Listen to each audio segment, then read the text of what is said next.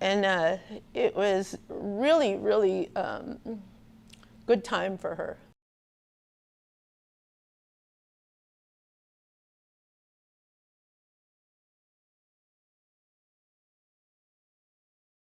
A year is a long time for a 9-year-old little girl. But, you know, there was a lot of chaos in those schools. My mom mentioned one of her cousins who was a little girl, smaller than my mom. And she cried the whole time. She didn't stop crying. They couldn't make her stop crying, nothing. She just, you know, missed her mother so bad and was so heartbroken. And a lot of those little kids died of heartbreak from being ripped from their families at babies, you know, and they cried of heartbreak. Now, if you could imagine, you know, hundreds of little children being taken and, you know, forced to do all these horrible things, you know, cut their hair and, you know, put them in different clothing. But in 1932, I could just imagine, you know, how that would be, you know. And for those little children that didn't understand how to speak a language and were forced to work. My mom, she would talk about how they had to work and pray from sunup to sundown. They'd get up and they'd have to pray, but first they had to learn how to speak that language, right? Because they didn't know how to speak that language. They didn't know what the people were telling them, what they wanted of them. So I could imagine, you know, being in that position, being in a foreign country and not knowing how to speak. How would you feel, you know? And being forced to do things, being whipped to do things. And then when you would talk to your own fellow family maybe that were in there, or, you know, people that spoke your language, they would try to talk to each other. If they got caught, they were reprimanded. You know, she was reprimanded. And they would be taken and separated from each other. Anyway, this little cousin of my mom's, she they would bring her to her, and they would just sit, you know, on their little bed, and she tried to console her, the little girl, but finally they ended up having to send the little girl away. But I heard that what she was crying for was that what she saw. And what she saw was the other girls being sexually abused, and she was very, very scared whether that happened to her. And, you know, she was so scared of them, she couldn't stop crying. So they ended up sending her home, but it came out years later, and she just recently passed away. You know, they went through so much horrible things. My mom said they would pray for hours. They would make them pray on their hands and knees, you know, in their hands, you know, sitting there praying and praying. And then what saved my mom from that was that she could sing. And so she found a way out of that so she could sing, you know, the songs. Well, at the time they taught them Latin, to speak Latin. So they had to pray in Latin and then sing. So that kind of helped her from not having to spend hours and hours and hours on her knees and hands. But she said it was just like being in a prison, because they would make them scrub the floors, you know, on their hands and knees. And they'd have to do that, you know, every day, you know. And they were self-sufficient, you know, working just like a prison, you know, is, you know. And they would bring in big bindles or big bins of socks of the boys, and the girls would have to darn the socks, you know, for the boys. And they'd have to iron, or they'd have to wash, you know, the different clothes, or they would have to my mom, she would be like washing dishes, and she would warm water on our wood stove. And we didn't have running water when I was little. anyway, she would rinse, put the dishes in there, and the water would be scalding hot, and I'd be like, Mom, the water's too hot for your hands. And her hands, the nerves on them were destroyed because they would make them wash dishes and stuff with scalding hot water, for the kids, and so they wouldn't have no disease or whatever, to do this, with no remorse, and what type of thinking, to come and invade a people and take their children from them, to teach them a different way, to take them away from their culture, their religion, their teachings, is beyond my thinking. And, now to be able to talk about this for my mom, because, she was a strong person, very, very strong person. She kept her language. I'm very, very proud of her. And I got to work with her, many years later, and was so proud of her. And just, she was the last fluent Kauai speaker. And she was so talented and so smart. And, they took all that from her, of thinking, her self-esteem, her self-confidence, of thinking that this was very important, that she held, the key to our culture and continuing. She didn't realize what a treasure she was. And I want everybody to know that, about my mother, and what a great gift she was to all of us. What she endured and what she had to go through as a child. Thank you, Mom. Yeah.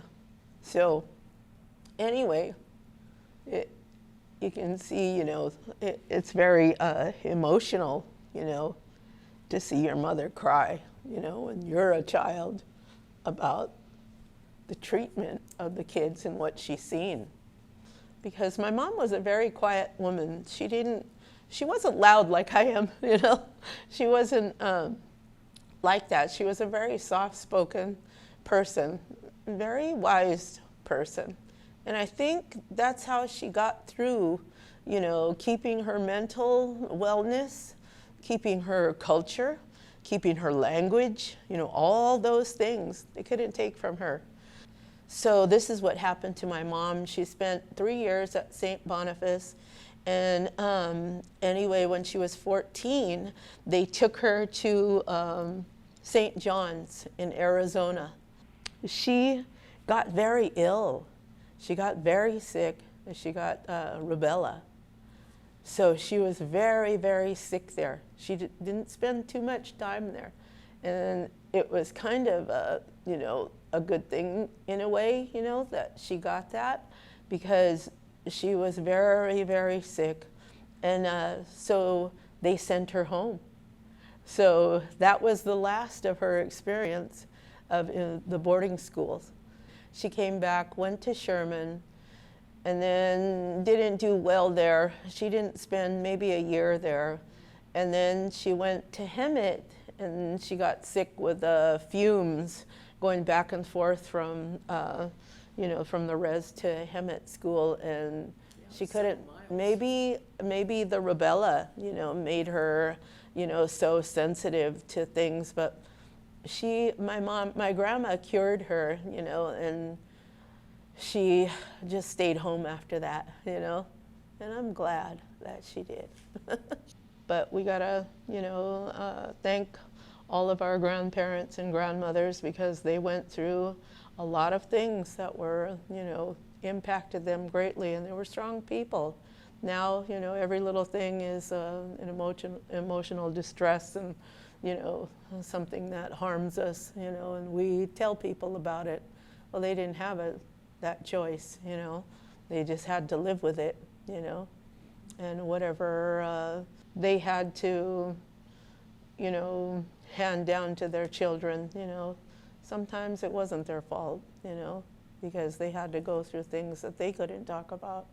And they ask us, often we're asked, you know, why don't you talk about these things? Well, it's hard. It's hard to talk about those different personal experiences that we've had, these abuses that we've had to go through and endure. You know, they're hard to talk about, you know. They're hard for us to speak of. They're, you know, who, and then why? Who's gonna, what's gonna be done about it? And that should be the lesson, is that, you know, we don't do that to each other. You know, I wished they, people would listen to each other more and experience our religions and our teachings more. And maybe, you know, we would have more respect for each other, you know, instead of harming each other like this. We hear it now, you know, with different behavioral health systems, you know, that we got to talk about things, you know, and you have to bring them out so you can heal.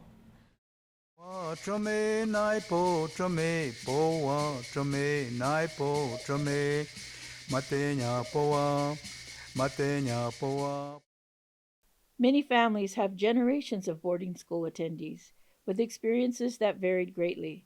Matthew Levis Sr. speaks of the experiences of his mother. He would later go on to play football for Sherman. My name is Matthew Levis Sr. My Chimwevi name is Kamuntabayev. I am a registered member of the Chimwevi Indian tribe since 1970, when our tribe was recognized by the federal government. My mother was a young girl when she was in Parker, and she had to raise all of us, but it was hard life and we were poor people. But she told us stories about her life growing up and being forced into the boarding school system and being tricked, rather coerced by her mother to get into a government car by being told that there were apples in the car for her to go and help herself. And once she got in the car, they closed the door and away they went and took her off to the boarding school, and which was required of the Indian agents and the Bureau of Indian Affairs, is to educate American Indians and teach us how to read and write English and forget our traditional ways. Well, she did this, and she did it well.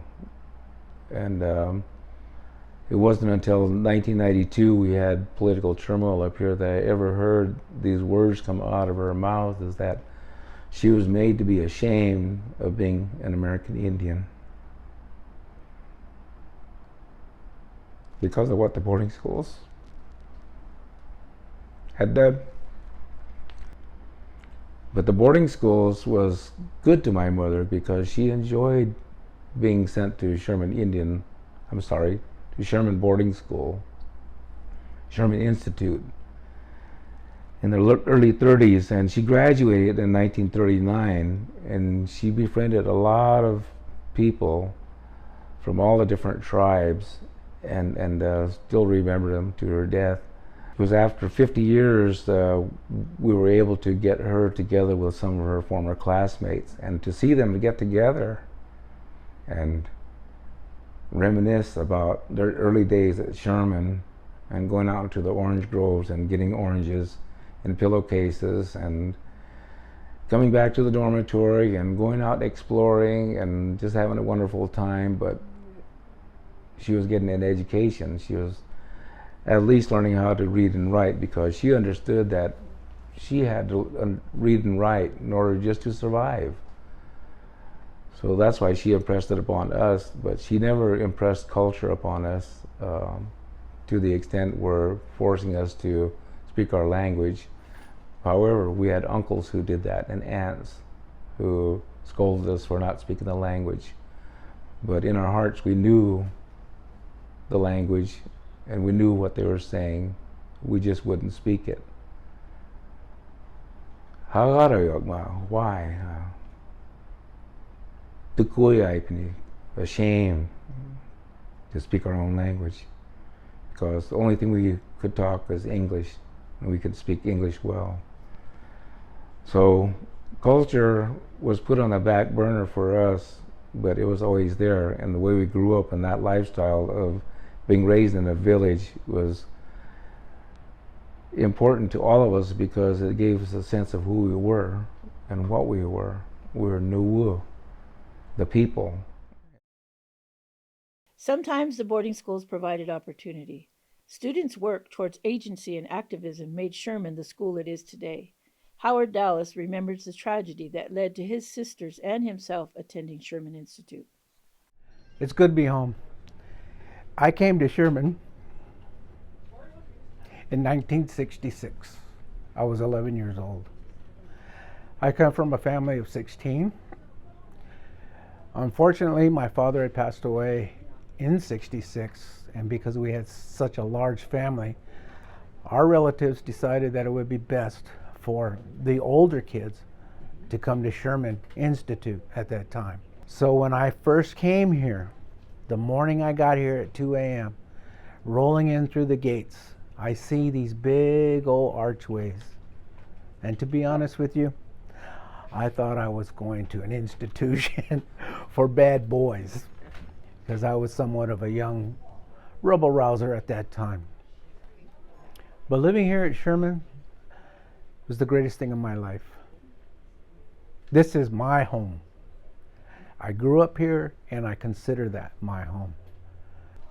So in 1970, I believe, we were still called Sherman Institute. And then the student body at that time decided to get the school accredited. So what they did was they wrote up a proclamation, and they took it to downtown to the council, I believe, city council, and it was finally changed to Sherman Indian High School. That was a great accomplishment for all of us. During my time here, we got to learn a lot. We had, at that time, the industrial shops in the back where you could learn sheet metal work, carpentry, you could learn painting, welding. And a lot of the students that were welders at that time, mainly the Navajo boys, they would hire them from Los Angeles area to come and work during the summertime. So those boys really got a good career. Sherman has always been one great place for me to come back and visit. Oh, I came here with 3 sisters. They all graduated, and they all live in Phoenix, and that's where I reside myself. They always had like the Native American clubs. You had the Hopi Indian Club, the Pima Indian Club, the Papago Indian Club, San Carlos Apache Club, White River Apache Club, and they practiced their cultural things that they would be doing if they were at home. The one thing was to not lose the culture, and a lot of the students helped that to show that the younger students how they would participate in doing, let's just say if the Hopis were doing a butterfly dance, they would get all the things that they needed, including their regalia, and then they would have a dance possibly that weekend. I played in several high school bands. I was a drummer for 4 different rock and roll bands, I guess you would say, back in the day. The boys would run cross country. We had the greatest cross country team back in the 70s. Then there were football teams. We had a lot of good times with the varsity football team. We had a baseball team. We did a lot of sports. The girls did the same. They had basketball, softball, volleyball.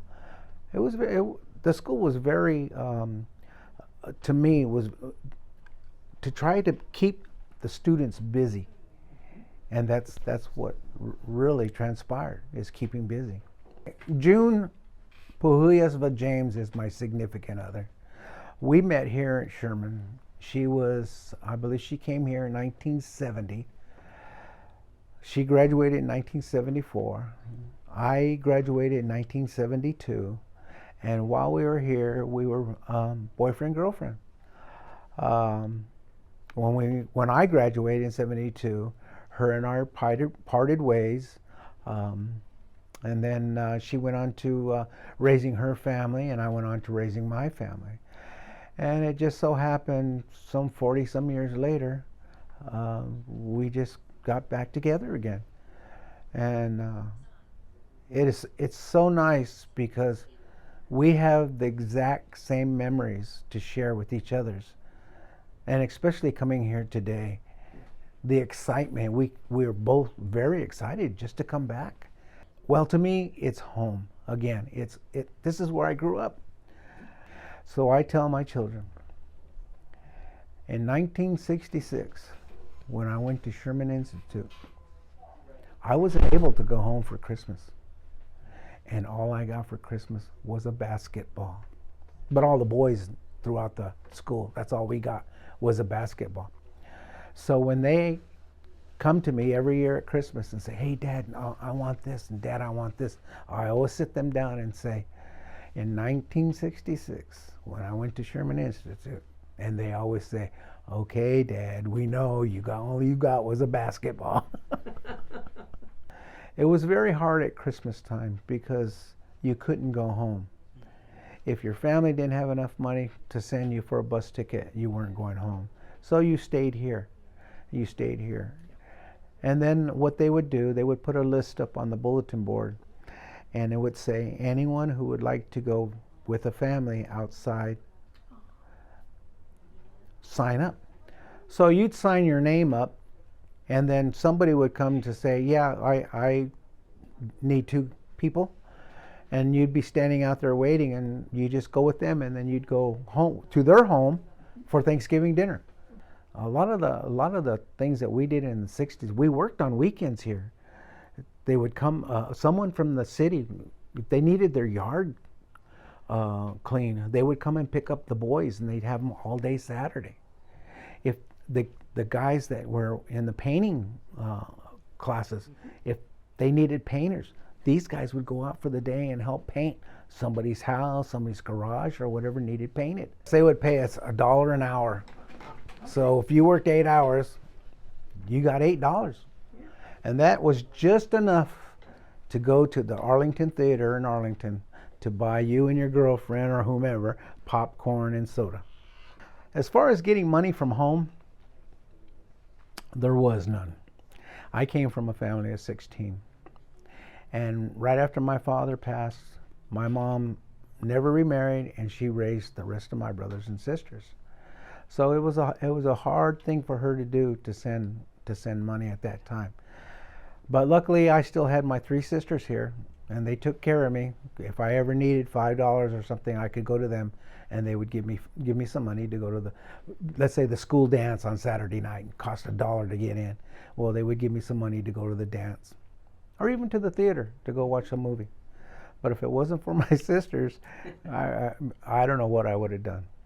During the winter time, the people who owned the orange groves would hire students to come in the nighttime, and they'd pick you up and take you out to the orchards just right on the other side of the freeway at the time. And all you did was walk around with kerosene, and you'd light the smudge pots just so the orange groves would stay warm at night. So that was a big thing. And the same thing, they paid you $1 just to do that for 5-6 hours. But it was scary. I mean, walking in the middle of the dark, and all you had was just a flame, and then you're lighting the next smudge pot. But it was a good experience.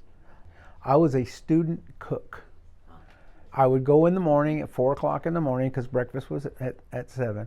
I would go in the morning at 7 o'clock, and I prepare eggs, bacon, oatmeal, anything that we needed for breakfast. And then after we got the breakfast done, then we'd start working on lunch and dinner, where you would cut up cases and cases of lettuce, onions to make for beef stew, all kinds of, that's what you did. You were a student cook, yes. I don't know how many times I can say this, but I just had a great time being here. I reminisce about Sherman just about every day. Teachers were there every day for all the students, any student. If a student had a problem, the teachers, no problem. Whether you're typing, whether it's English, whether it's math, The teachers that we had here at my time, they were all great people to work with. There was never ever one to turn away and say, no, I can't help you. They were always willing to help everyone, no matter what. There was a gentleman, his name was Mr. Glenn Wapp, one of the greatest men that ever lived. He was in the United States Marine Corps, and he came here to Sherman to, I believe, just to do recreation. But he made all of us young boys learn respect. He was the sponsor of the Sherman Indian High School Letterman's Club. He taught you the basics of right and wrong. You made a mistake, believe me, you paid for it, because we were supposed to be the ones to set the example for the other students. And that's what we did. If you had a girlfriend, you learned to respect her. It wasn't just someone that you could be mean to. No, that wasn't. He taught all of us the word respect. But he was one of the greatest mentors here at school. Yeah. Plus, I was in the school orchestra. We had an orchestra back then. Gosh, we must have had at least 90 students in the orchestra back then. We used to play all kinds of concertos. Mr. Green, who also was a very good mentor, he was the band teacher. He took care of the orchestra, the marching band. We had the best marching band in the 60s. We won a lot of awards. I can't say enough how much I love this place. Growing up here at the age of 11 and leaving here at the age of 17, this was the greatest place to live during that time. Like I said, I reminisce about this place every day. And my kids and my grandkids get tired of me talking about it. The outing program, often viewed as exploitative, had students providing inexpensive labor to local residents and employers. However, some students found the experience provided them with life skills that benefited them in the future. Okay, my name is John Reno, and I'm Tono Autumn from San Lucie District in Hilaban, Arizona. And I came over here in 1972 and graduated in 1976. I played some football until I got injured. Then I was manager for the track team. And that's how I got my letterman. My favorite class was Miss Bush, which she was science teacher. I aced in science, but all my other classes I didn't do very good. But I remember Miss Bush is the only one that I can remember. I played football, and I was center for offense and defense. So I stayed on there all that time, and it was hard, but it was fun. And after I broke my knee, then I couldn't play anymore, and so I became the manager for I was trying to run cross country too, but then it messed up my knee, so I was the manager for the cross country. Yeah. They have what they call outing, where you go. Different people come and pick you up, and you would go to their house and clean whatever they want clean, so that's how we used to make our money. Well, when I came here, it was good, because they were strict, but I was here because I wasn't a good guy, so they sent me over here, and but I straightened out after I got here, and I graduated, so that means I did learn. And I guess 1974, they did a change, or they wanted to change the logo on the design of the Sherman Indian. And I didn't know about it till that evening. That was the last day to turn it in, the next day. So then some girls told me about it and told me, "Are you going to put anything in?" I said, "Oh, okay." Well, I sat down and started drawing the logo, and so I turned it in, and It's the logo we have. yes. Yeah.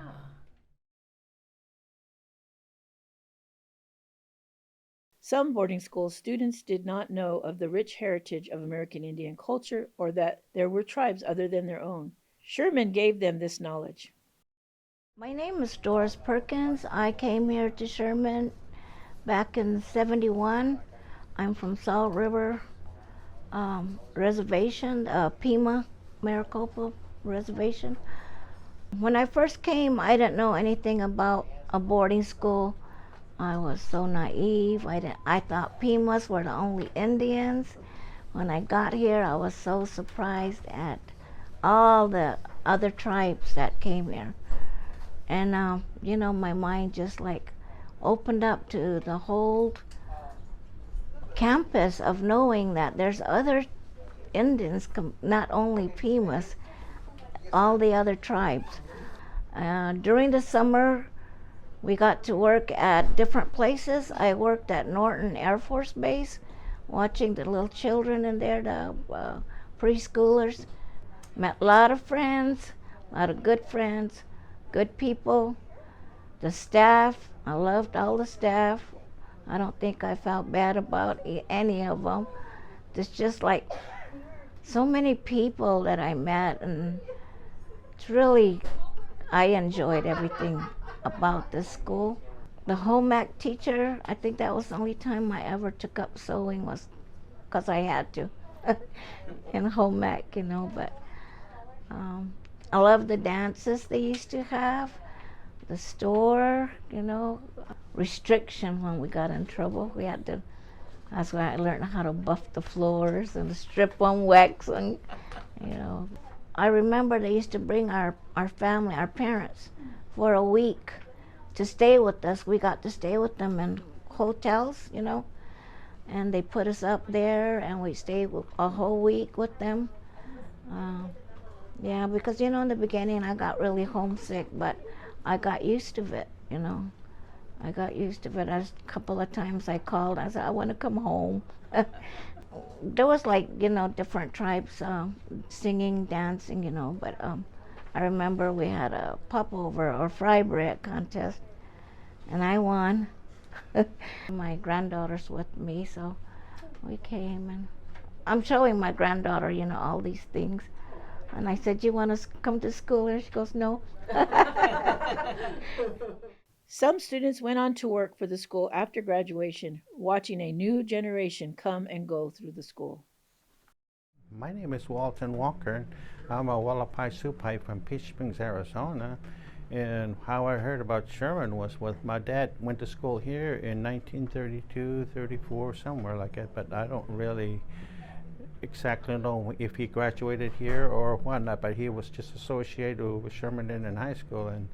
And then all my life, I've been in Christian boarding schools, starting with him because we've had so much in our family that he just couldn't handle all of us. So what he did was start sending us to Christian. I went to boarding schools all my life since I was second grade. So, and then when I seventh grade down there, sixth grade to that boarding school in Sedona, Arizona, Cottonwood, and then he says, "How would you like to go to Sherman?" I went to school down there, so he says, "Okay, I'll go to Sherman." So I came here in 1966, I think it was, or 65.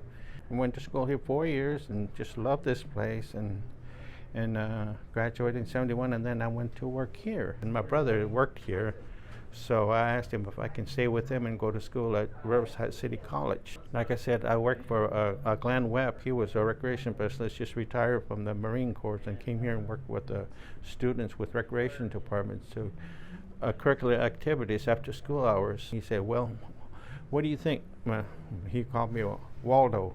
He said, "Waldo, what do you think?" He says, "I'm looking for somebody to work in the recreation department, and I'm looking for young people like you that went to school here for 4 years." I said, "Yes, I will give it a try." So, and then from there on, everything worked out good, and And here I am, still working. I was working here, and I just retired 3 years ago. And in my lifetime, when I was growing up, I didn't think there was that many Native Americans in the United States, you know, thinking, oh, well, we're just the only Wallapies here on the reservation, you know, thinking, whoa, you know, until when, I guess that's what you call highlight, I guess that's when you go to boarding school, you say, wow. When I came here, I said, whoa, there's 2,800 students here, you know, so. From all over. Oh, from all over the United States. See, and that's when I learned within the years that when I come back, every year when I come back, I said, whoa, you know. Oh, we get up early in the morning. They wake us up about around 5:36, something, you know, and then we had our rules. So you get up and take your shower, get up and do your maintenance. We always had a 30-minute maintenance that we had to do in the dorm or in the kitchen, or go out to the grounds and pick up well, trash or whatever, that's what we call trash. And everybody had to have at least 30 time for work. It was maintenance, we called it, and then after that, then we would go eat breakfast and homemade biscuits or whatever, you know. Everything was cooked here then. And then on weekends, we had free time, so you can go to Riverside, movies, the mall, and there was sports. I got into sports. I ran cross country, played basketball and track and whatnot. So, but I was just too small then. I was only like, I would say 5'9", maybe 120 pounds. So I wasn't big enough to play football. So I just kind of stayed away from football. But Sherman is a good place. Yes, it was. It never was a bad, sad place or anything. You know, it just. There was always people here always to help you if you had any problems or whatever. So, you know, like everybody's for themselves, for individually, you know, you learn whatever you need or whatever, you know. But this is what it was. Recent graduates reflect on the evolution of the school and, in some cases, have become ambassadors of the school. They share their pride in the school and what it means to them. My parents both worked at Sherman, but in terms of the boarding schools, you know, we know that it's an assimilation process that began back at the turn of the century, then grew up into now Sherman being one of the 4 left Bureau of Indian Education, Bureau of Indian Affairs boarding schools in the United States. And, you know, the process that I learned about, and not only from my parents, but from my wife, Mary Lamaizva, is now Mary Levi. Her father went to not CP, the Southwest Art School in New Mexico. He went there, and he went through the boarding school process. So did her grandmother, and I think they had it a little bit harsher than what I remember from, you know, my grandfather. They were taken, but the process that he went through is, you know, maintaining his singing with my wife's Hopi for grandfather. He just kept on saying, I sang my my Kachina songs, and maintained his culture through those songs.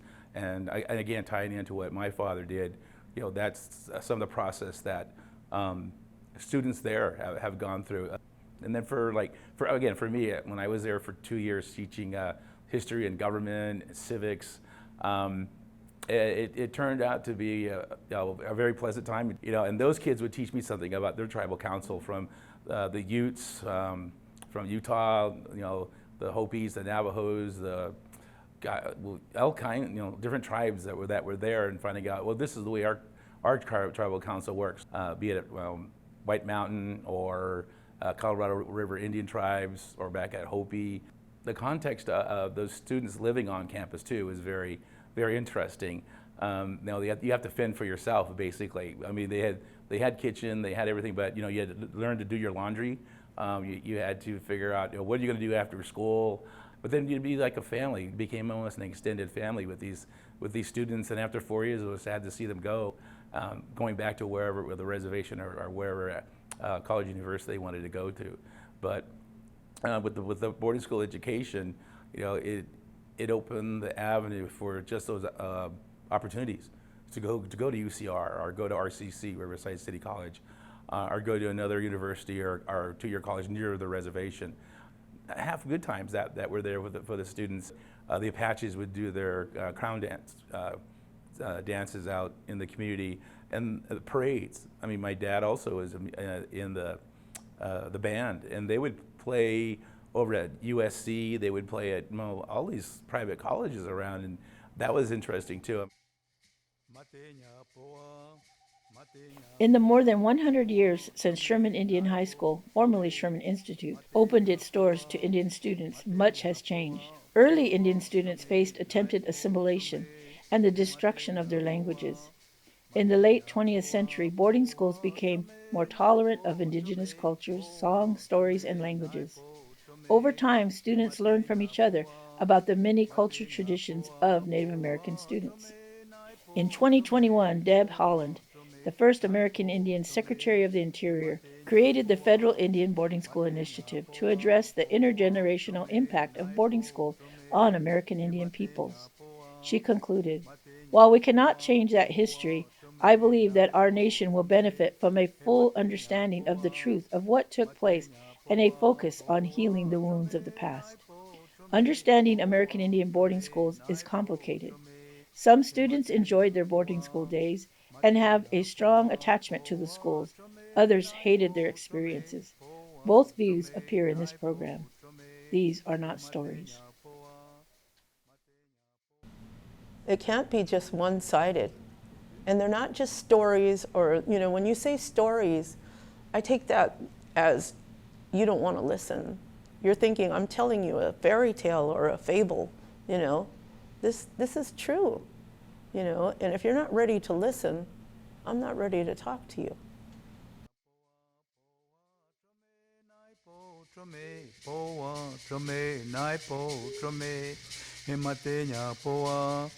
Matenya poa poa trome nai po trome poa trome nai po trome e matenya poa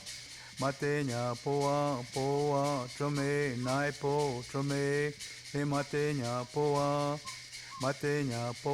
poa trome nai po trome e matenya poa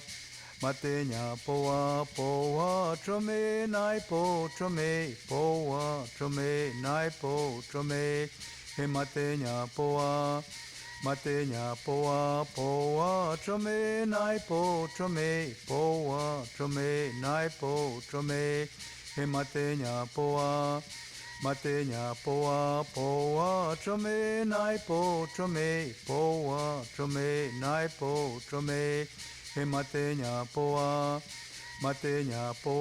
poa trome nai po trome poa trome nai po trome he matenya poa poa trome nai po trome poa trome nai po trome he matenya poa poa trome nai po trome poa trome nai po trome he matenya poa poa trome nai po trome poa trome nai po trome he matenya poa poa trome nai po trome poa trome nai po trome he matenya poa poa trome nai po trome poa trome nai po trome he matenya poa poa trome nai po trome he matenya poa poa trome nai po trome he matenya poa poa trome nai po trome poa trome nai po trome matenya poa poa trome nai po trome poa trome nai po trome